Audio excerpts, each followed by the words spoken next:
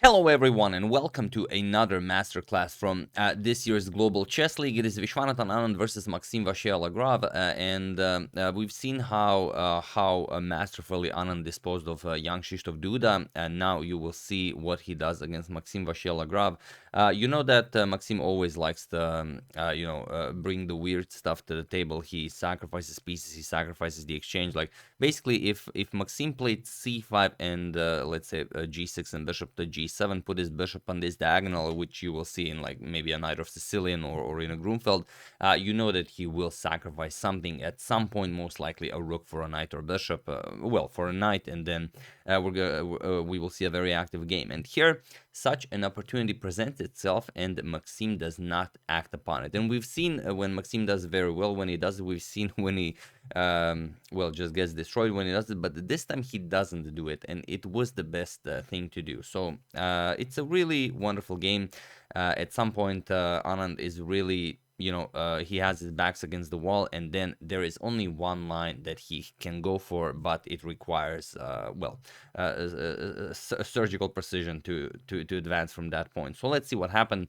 Anand has the white pieces, and he opens with pawn to e4. We have pawn to e5, knight f3, and now knight to f6. Maxime goes for Petrov's defense. We have knight captures on e5, the classical variation, d6, knight to f3, and knight captures on e4. So all very standard here, and bishop to d3. Maybe not the top move, but for a rapid game, and it is gaining in popularity as white really found very nice ways of how to prevent black from just equalizing right away. So pawn to d5, we have castles, and the bishop to e7. We have rook to e1 and castles. Here Maxime sacrifices a pawn, so okay, he lasted for 7 moves without sacrificing anything, but now he gives it up. Bishop captures, pawn captures, rook captures, and now pawn to c5. So very nicely done by Maxime, now controlling that d4 square. And here there is a game where Anand played against Linier Dominguez Perez. He played pawn to d3 and he won a very nice game here. But here we have knight to c3 by Anand, and it is now as of move 10 that we have a completely new game. So knight to c6, we have pawn to d3, b6 preparing to fianchetto the light square bishop, and bishop to f4 by Anand, bishop to b7 by MBL, and rook back to e1. You do not want your rook on e4 with that bishop x-raying it, so rook back to e1, and now knight to d4. An excellent outpost for the knight, and also frees up the bishop. So okay, you sacrificed one pawn, but you have a lot to show for it.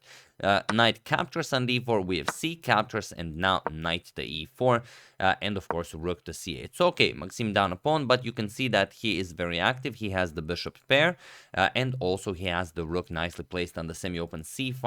The d pawn makes it a bit problematic for Anand to play c3 or c4, so c2 is a backwards pawn, and okay, if you have something like, let's say, rook to c6, queen d7, rook f to c8, you will probably collect this pawn at some point.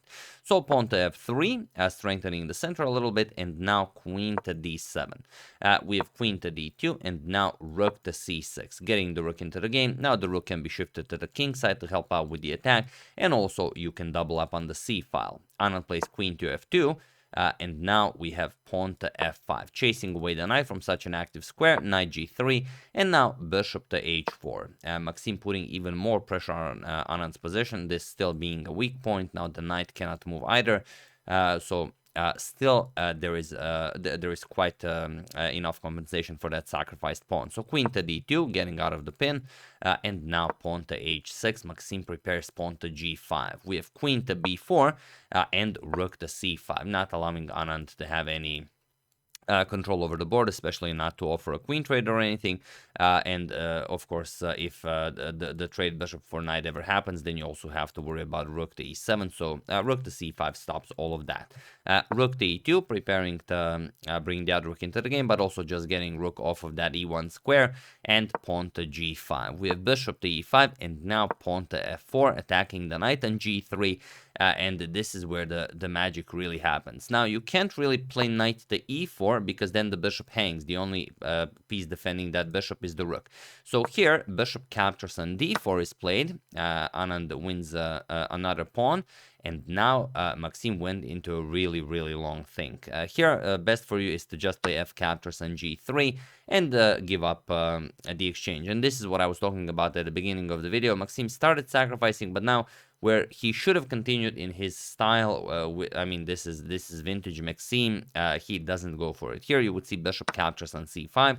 Giving up the rook for the bishop, b captures, queen captures, and now even g captures on h2 with check, king captures, and now rook f7, not allowing some rook to e7 lifting, and you have the bishop pair, you also have the queen, you have the rook. I mean, you would have very nice compensation for the sacrifice exchange. And, okay, it's not even an exchange. You have a rook for two bishops. So, okay, the black king is a bit more open, but this is definitely the way to go. However, after this bishop captures on d4 move, Maxime played pawn to a5, and it's an extremely tricky move, and Anand needs to proceed with, like I said, surgical precision in order to gain any sort of advantage here, and he does. He plays queen to b3 with check. The problem with capturing on b6 is that, of course, queen captures on d4 comes with check, so you cannot allow that. And okay, you could even, let's say, king to h1. Okay, the bishop is hanging. You also have to worry about queen to g6. It's a tricky line, but let's say bishop captures on f3 because you will also capture on g3. So g captures, f captures on g3, queen captures on h6, let's say, and now rook to c7, just guarding the 7th rank. And if anyone is better here, it is definitely black. However, Anand plays queen to b3 with check. We have bishop to d5. And now, of course, you don't play queen to b3 check without checking what happens if bishop to d5. But Anand, of course, checked it, and he played pawn to c4 immediately. And it seems like such a weird move to play, because what if Maxime just captures it? The bishop on d4 will still be hanging. Well, that's exactly what Maxime does. Bishop captures on c4, attacks the queen, also threatens the bishop on d4. But this is what Anand prepared. Queen to c3. And remember, ever since Maxime played this a5 move, Anand is playing every move is a top engine move. And now, finally, rook to d5, showing that the rook belonged on the d5 square, not the light square bishop. And now, there is only one way for Anand to really seize the initiative here. Feel free to pause the video and try to find this idea while I give you a couple of seconds.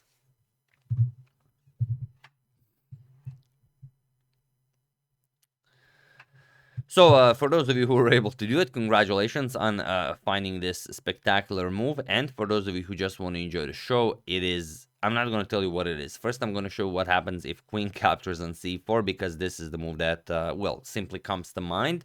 And it's very hard not to play this move, because if queen captures on c4, you win a piece, and also you pin the rook, so you don't have to worry about rook captures on d4. The problem with this is b5. This is how you win the bishop on d4, and after queen b3, trying to keep the tension here, a4. That's the problem. And after the queen moves, finally you play rook captures on d4. Okay, the knight will move. Now you're going to play g4, and black gets a whole lot out of the position.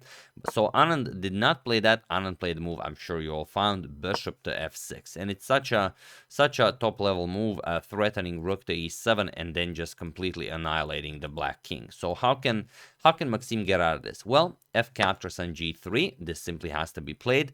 But now, not reacting to the bishop on c4 hanging, rook to e7 right away. And now, you have to play queen to f5 to even remotely stay in the game. Maxime doesn't find it. The point is, after queen f5, okay, d captures on c4, attacks the rook. And now, it doesn't matter that the bishop on f6 is hanging, because the rook is also hanging. So this is why this d captures on c4 is so powerful. Rook to d7, let's say you trade, captures, now pawn to h3. And, okay, it's a very nice. White will always be better, but maybe black can do something about it. For the moment, the bishop looks pretty silly there. On h4, it's basically a pawn. But those were your chances. After queen to d6, there is no stopping Anand. He plays rook to g7 with check, and now the windmill action occurs. You have to play king to h8, only move, and now, okay, Anand repeats once, rook to f7 check, king to g8, rook to g7 check, king to h8, and now rook to f7 with check. This is the second best, or maybe even it's the first best. It's hard to say. If you allow the engine to run indefinitely, the engine will say, okay, this is best, or bishop to e7 to be best. Both moves you will play. It's only a matter of in what order. Point is that after bishop to e7, now you are still threatening all sorts of nasty discoveries, but also you are threatening to win material. And here you would get captures with check, king to h1, and rook captures on d3, attacking the white queen. And now you trade everything off. Bishop captures on d6, rook captures on c3. Now bishop captures on f8 to defend the rook here, and the black rook is still hanging here, so rook to d3. Now b3, chase away the bishop, and now finally rook to c1. And white will, well, be very, very close to winning, if not straight out winning. The problem is there's not much you can do. If rook to bishop to g3, of course you want to stop king captures on h2, because now you also have some mate threats. Rook to d7. And now there's really not much more you can do here. Once the bishop moves, you will play rook to c8 checkmate, and that's pretty much it. So here you would have to trade. Let's say bishop c4, captures, and now let's say bishop captures on h6. Of course, completely winning for white. You will still have to work for it, because the king for the moment is stuck here, but it's not very difficult to free it from there, since you are up the exchange. But okay, in the game, rook to f7 check was played, and now after king to g8, Anand does not repeat. He plays bishop to e7 now.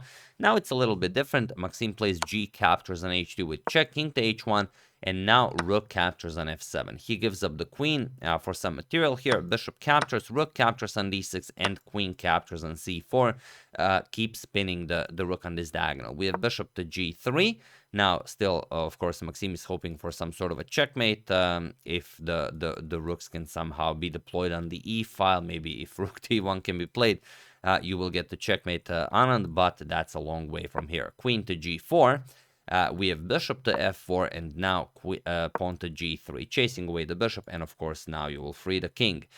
Bishop to e5, we have rook to e1, attacks the bishop, bishop captures on b2, and now even rook to e6. Not bothering with this, because there's no rush. You can always capture it. At some point, probably MVL will give a check, and then you're going to capture it. Rook captures on d3, rook captures on h6, and now rook d captures on f3. So very, very close are those pieces to the white king, but so is Anand's queen to MVL's king. Queen captures on g5 check. Bishop goes back to g7, and now rook captures on b6. We have rook to f2. Okay, Anand prolonged the capture of the h2 pawn, so now Maxime defends it. If he can get somehow the other rook to the first rank, it's game over for Anand, but again, quite a few moves to reach that. Rook to b8 with check. King to h7, and now queen to h4 with check. We have king to g6, queen to e4 with check. We have rook 7 to f5, and now rook to b6 with check. And it was in this position on move 48 that Maxime Vachier-Lagrave resigned the game, as there is nothing more to be done here. So truly a brilliant masterpiece by Anand.